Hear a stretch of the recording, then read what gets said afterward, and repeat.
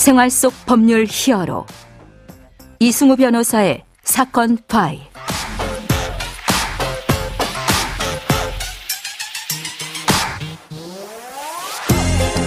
안녕하세요. 이승우 변호사입니다. 각종 사건 사고에서 여러분을 구해드리겠습니다. 오늘 열어볼 사건 파일은 개인 회생 관련 내용입니다.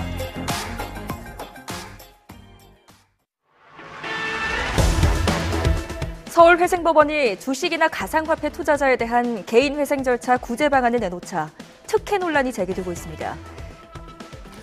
사건 파일 오늘 다뤄볼 사건은 이 많은 청취자분들께서 궁금해하시는 이 개인 회생과 그 신청하기에 앞서서 알아두어야 할 지식입니다. 자, 법무빈 법승 회생팀에서 실무적인 업무를 보조하고 있는 성지현 팀장과 변호사인 제가 Q&A 방식으로 이 필요한 내용들을 하나씩 좀 쉽게 설명해 드려보도록 하겠습니다. 안녕하세요, 성지현 팀장님. 안녕하세요, 성지현 팀장입니다. 네. 자, 이제 최근 소식도 좀 해볼까요? 그 법원 개인 회생 신청이 좀 많이 늘었죠? 네.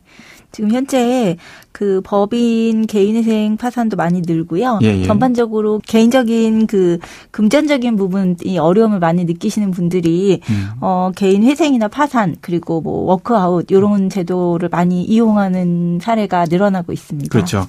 자, 이제 또 그런 뭐 보조를 좀 맞춰서 이제 서울회생법원만 있었었는데 서울회생법원 외에도 전문회생법원이 이제 두 곳이나 더 이제 증설이 됐죠.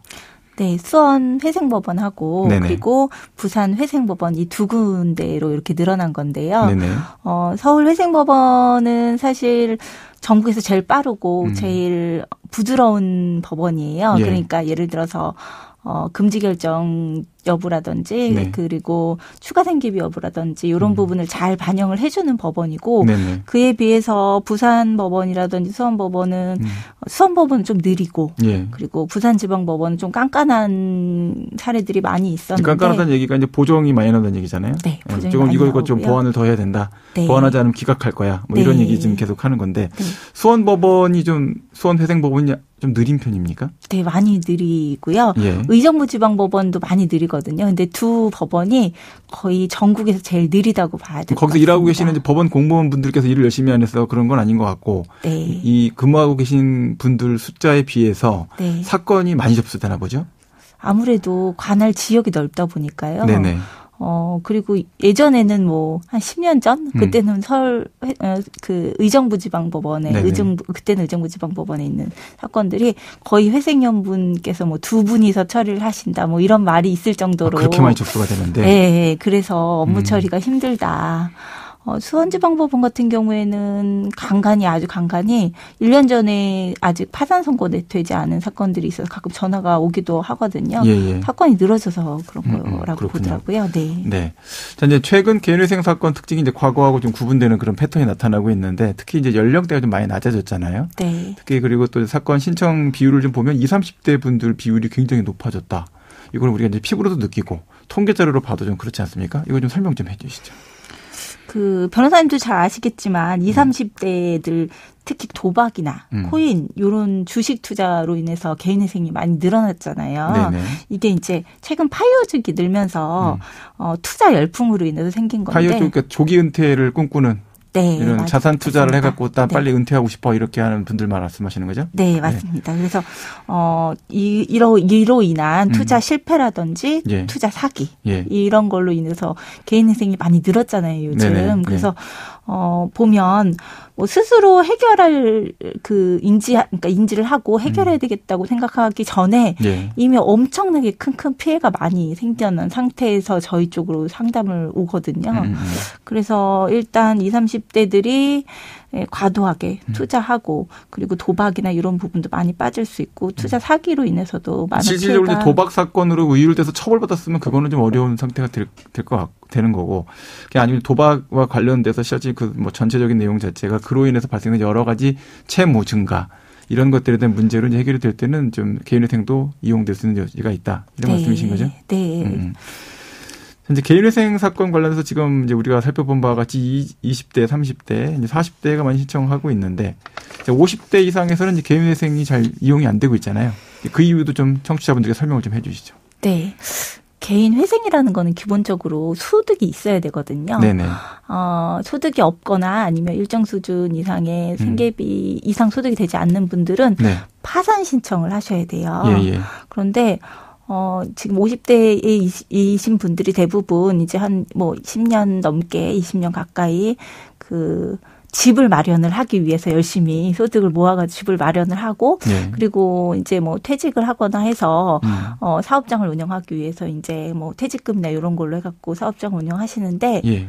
그 상태에서 코로나19 그리고 고금리 예. 막 이런 부분 때문에 문제가 되셔가지고 실질적으로 사업장은 폐업을 하셔야 되는 상황이고 집은 경매되는 경우가 많으세요. 예. 그렇기 때문에 요건이 안 되시는 거예요. 개인 회생을 하고 싶으셔도 예. 집을 지키시면서 채무 조정을 하고 싶으시다 이러면 개인 회생을 안내를 드리는데 그렇죠. 예. 실질적으로 그런 부분보다는 청산가치 파산으로. 보장이 안 되니까 그런 문제가 있겠죠. 네.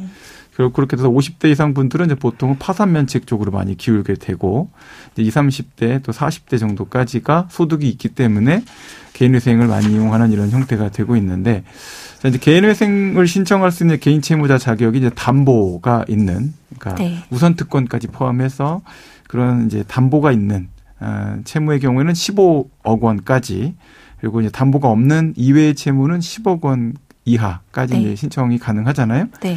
자, 이게 이제 개인 워크아웃 제도하고 어떤 차이점이 있는지 신용회복위원회 네. 하고 어떤 차이가 있는지 이게 또 청취자분들이 좀 궁금하실 것 같아요. 일단은 개인 회생이라고 하면 네. 법원에서 진행을 하는 건데 법원에서 진행하는 거는 개인 회생도 있고 개인 파산도 있고 두 가지가 있고요. 네네. 그런데 일단 아까 좀 전에 변호사님께서 말씀하셨던 것처럼 예. 소득이 있고 없고의 차이가 있고 네. 그리고 신용회복위원회에서 진행하는 워크아웃 제도는 네네.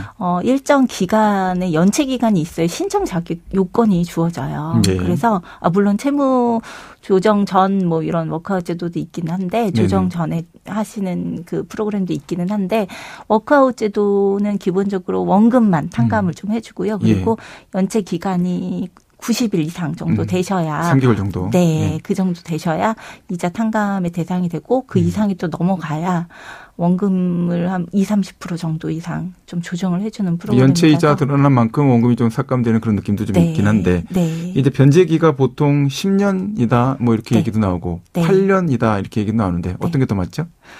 실질적으로 5년, 8년, 10년 개인의 그 신용도나 개인의 상황에 따라서 그거는 정해지는 거라서 예, 그러니까 최장 대부분 채무 금액이 많고 그리고 변제 기간을 임의적으로 정하는 건 아니고요. 예. 그 신용회복위원회에서 처음에 신청을 넣으면 바로 전산으로 어느 정도는 나오더라고요. 네네. 그런 거를 그래서 확인을 한 다음에 매뉴얼 정해져 있군요. 맞습니다. 네. 네, 그거에 따라서 그렇게 해서 네. 개인회생의 경우에는 이제 3년에서 5년까지잖아요. 네. 보통 이제 3년이 많이 나오던가요? 어떻습니까?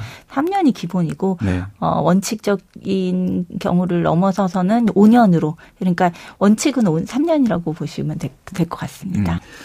자, 이제 워크아웃하고 파산 절차, 그러니까 신용회복위원회에서 협약으로 진행을 하고 있고 돈을 갚아 나가고 있었고 아니면 파산 절차를 신청을 했었던 사건인데 그렇게 진행 중에도 개인회생 신청이 가능합니까? 네. 개인 회생 진행은 언제든 진행은 가능합니다. 예. 파산 절차를 진행하고 있으면 자연히 파산 절차는 중지가 될 거고요. 네네. 그리고 신용회복위원회에서 진행하는 워크아웃 제도도 자연히 중지가 되는데 네. 개인 회생을 진행하고 있는 중에 신용회복위원회 그러니까 그 개인 워크아웃을 넘어가는 경우는 또 그렇게는 진행이 안 되세요. 그럼 신청을 취하하고 넘어가야 되는 형태인 거죠? 폐지가 되거나. 네. 영업소득자 이 경우에도 개인회생 신청이 가능합니까? 네, 가능합니다. 네. 네. 영업소득자는 일단 정기적인 소득이 예상되시는 분들이면 모두 가능하다고 보시면 되고요. 예. 단순히 그냥 급여소득자가 아니고 영업소득자라고 하더라도 사업장을 가지고 계시지 않으신 프리랜서 분이나 일용직으로 근무하시지만 어디 소속이 돼 있으신 분들도 모두 다 가능하시다고 보시면 됩니다. 계속적 소득 자체가 소명만 되면 된다. 네. 이런 얘기인 거죠. 네. 지금까지 법무법인 법성회생팀 성지연 팀장과 제가 함께 개인회생 신청 자격과 관련된 내용들을 설명해 드렸습니다. 오늘 말씀 고맙습니다. 감사합니다. 네. 생활 속 법률 히어로 이수구 변호사였습니다. 내일도 사건에서 여러분들을 구해드릴 사건 파일 함께 열겠습니다.